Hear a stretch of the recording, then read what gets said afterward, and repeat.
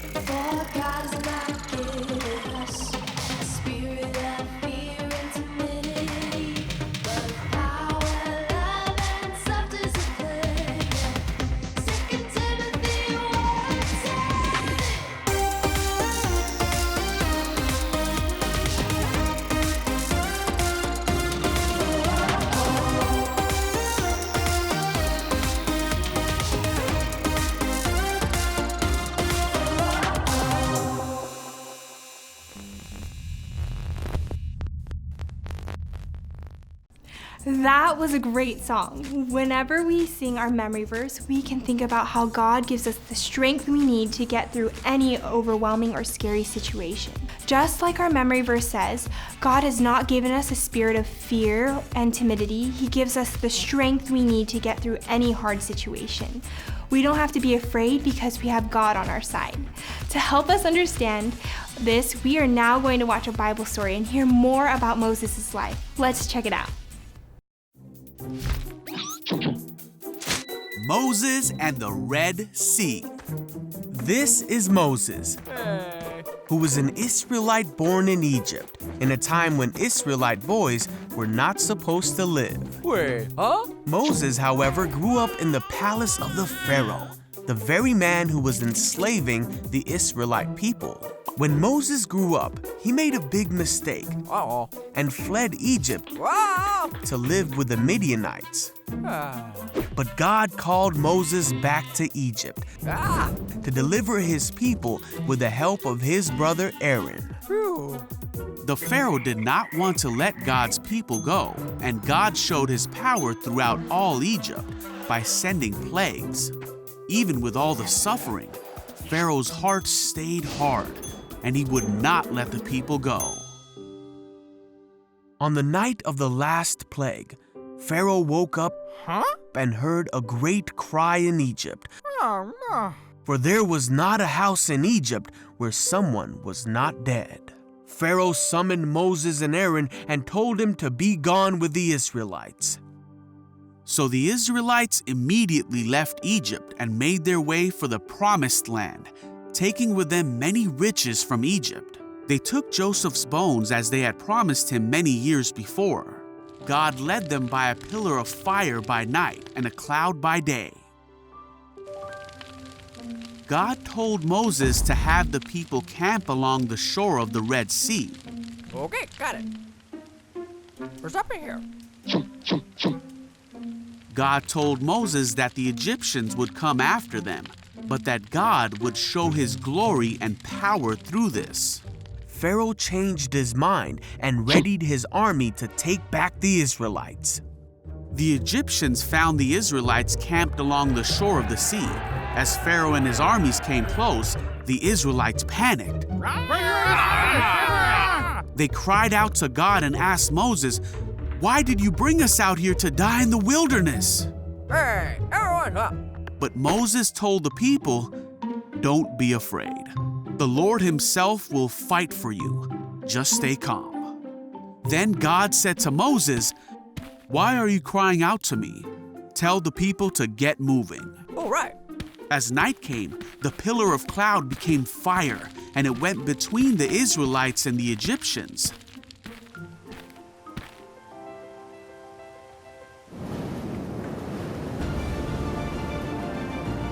Then Moses raised his hand over the sea, and God opened a path through the water with a strong wind.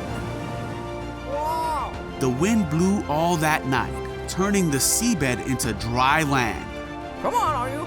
So the people of Israel walked through the middle of the sea on dry ground, with walls of water on each side.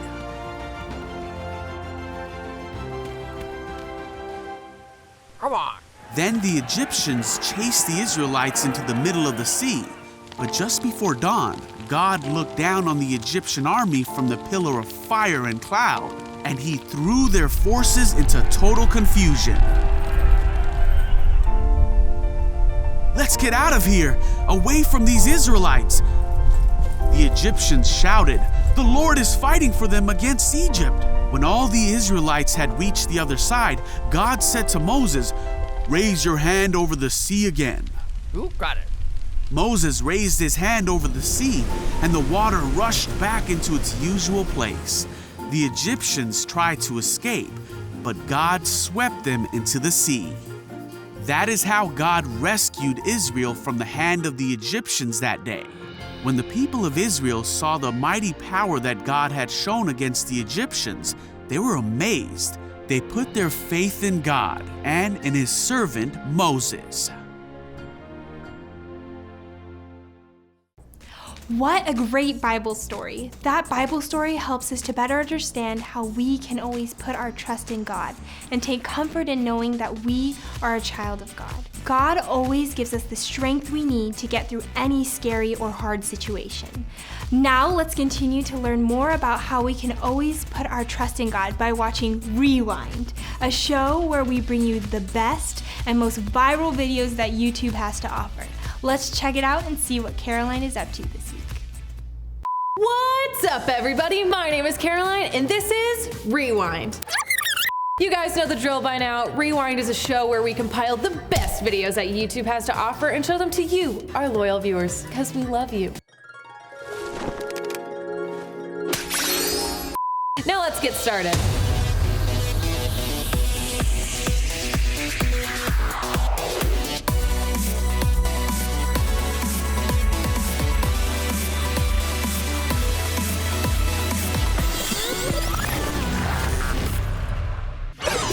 Do you guys like scary movies? I absolutely hate them, but for some reason, I love watching people getting pranked on the internet. And that brings me to the title of today's game. Are you scared yet? I will subject myself to 5 of the best prank videos online and rate them on the Scaredometer. You know what's up. A 1 is not so scary and a 5 is super scary. I think I just peed myself. Makes sense? Let's do it. Okay, let's take it from the top. Video number 1. Oh my goodness, this poor little boy. That bear just moved. Oh my gosh! Oh my gosh, look at that slow motion. That little kid's face was so intense. But I don't think a stuffed bear would scare me that much. So I'm gonna have to give it a 2 on the Scaredometer. What, you guys think I get scared easily? No, not at all. I'm sticking to my original score of 2. All right, next video. Video number 2. Oh no. That was awesome. He had no idea that was coming. Look at his reaction in slow motion. Did someone call my name? These videos are funny, but I really don't think I would be that scared if that happened to me. Come on, she just caught him off guard. Okay, fine. Maybe I got a little scared. I'm gonna have to give it a 2 on the scaredometer as well. That wasn't fair though. I have our next video.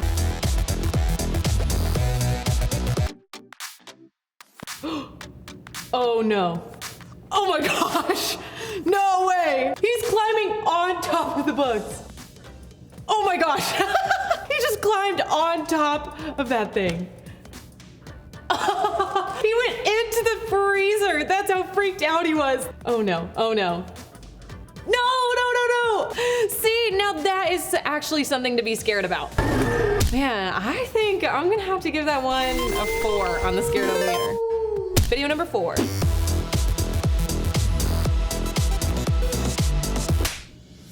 Oh no. Oh my goodness, poor little boy. He just went straight to the ground. Okay, so let me get this straight. A grandpa hid in his house with a fake sword with the lights off to scare his grandson?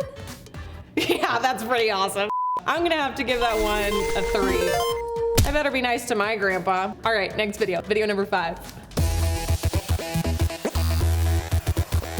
Why is everyone watching? What is going on? Oh my gosh! I had no idea. I was not paying attention to that bush at all. Oh, these people have no idea what's about to happen. That would have been me for sure. That was by far the scariest thing I've seen all day. I'm gonna have to give that a 5 on the scaredometer. See, I do think things are scary. See, I'm not the only one who... Haha, so funny. You guys got me.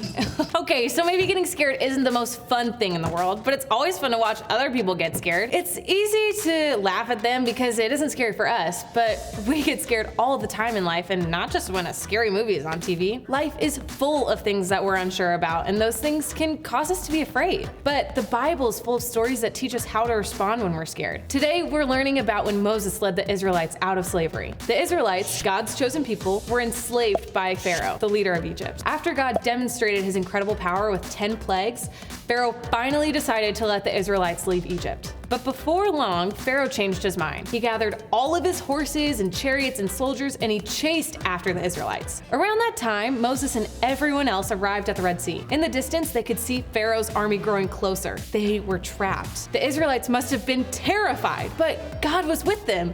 He told Moses to raise his staff, and when he did that, God sent a strong wind that parted the water of the Red Sea, creating a path for the Israelites to cross. Once they made it to the other side, Moses once again raised his staff over his head, and the waters of the Red Sea came crashing down on the Egyptian army. I don't know about you guys, but I would have been terrified if I saw the Egyptians coming. I probably would have been even more scared crossing the Red Sea with huge waves of water ready to crash down at any moment. But when it came down to it, the Israelites had faith in God in that moment. They were brave when it mattered most. Sometimes this kind of bravery can seem impossible to have ourselves. I get scared all the time over things that are so much smaller than what the Israelites encountered. It can be easy to see the Israelites as some people in a story who were totally different than us.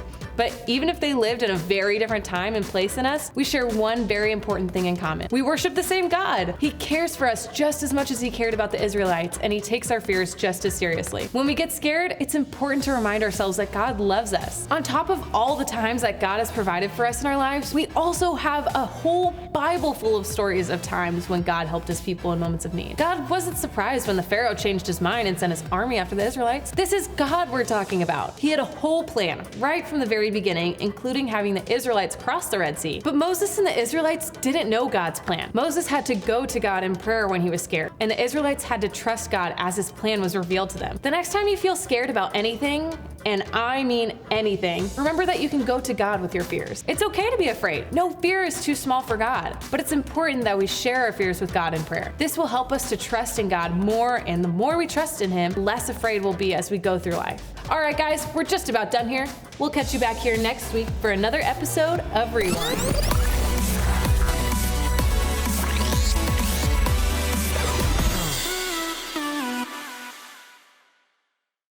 Wow, that was awesome. Just like Caroline said, even when we're going through some really hard times, we can take comfort in knowing that God is in control and that we can always ask Him for help. He promises to be there for us no matter what. Remember, God loves you and He cares for you. He'll never leave your side. Thanks for joining us, and we will see you next time. Bye!